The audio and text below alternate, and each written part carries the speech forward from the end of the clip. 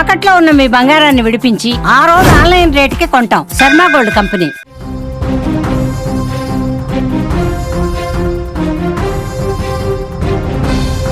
ప్రాణం తీయడం అంటే ఒక కుటుంబంలో వెలుగును ఆర్పేయడమే కాదు, సమాజం మీద పంజా విసరడమే. రాష్ట్ర వ్యాప్తంగా సంచలనం సృష్టించిన వైష్ణవి దారుణ హత్య ఘటన ఇప్పుడు అందరినీ కలిచివేస్తోంది. ఈ దారుణం పైన స్థానిక ఎమ్మెల్యే సంజయ్ తీవ్రంగా స్పందించారు.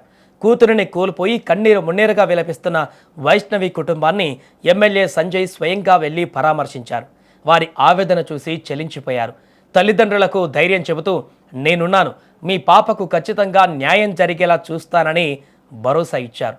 ఒక ఆడపిల్లకు ఇలాంటి ఘోరం జరగడం సమాజానికి తలవంపులు అని ఆయన ఆవేదన వ్యక్తం చేశారు.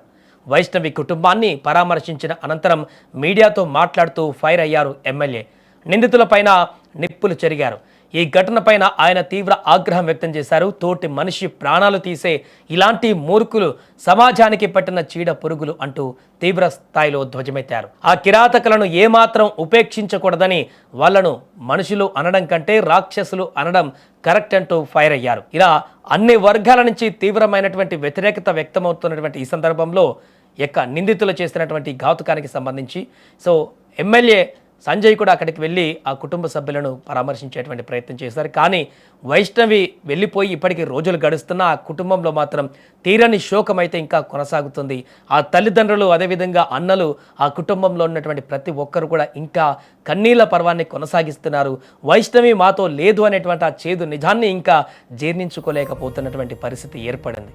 ఏదేమైనా కూడా ఆ నిందితులకు, వైష్ణవిని చంపినటువంటి ఆ వ్యక్తికి, తన భర్తకి, అదేవిధంగా ఆ వెనక ఉన్నటువంటి వ్యక్తులందరూ కూడా తగిన శిక్ష పడాలంటూ కూడా డిమాండ్లు అయితే వినిపిస్తున్నాయి. సార్, ఇప్పుడు ఏదైతే చిన్నారి వైష్ణవి హత్య రాష్ట్రం మొత్తం బాధపడుతున్నది. ఒక భర్తనే ఇట్లాంటి దుర్మార్గులు ఎవరైతే ఇట్లాంటి హత్యలు చేస్తారో అట్లాంటి దుర్మార్గుల్ని కఠినంగా, అంటే భయంకరమైన కఠిన శిక్షలు విధించాలి. ఇలాంటి వాళ్ళని దుర్మార్గులు, మూర్ఖులు, ఇలాంటి వాళ్ళు అసలు మనుషుల ప్రాణాలు తీసేవాళ్ళు, వాళ్ళు మానవులు కాదు, వాళ్ళు దరిద్రులు, రాక్షసులు వాళ్ళు.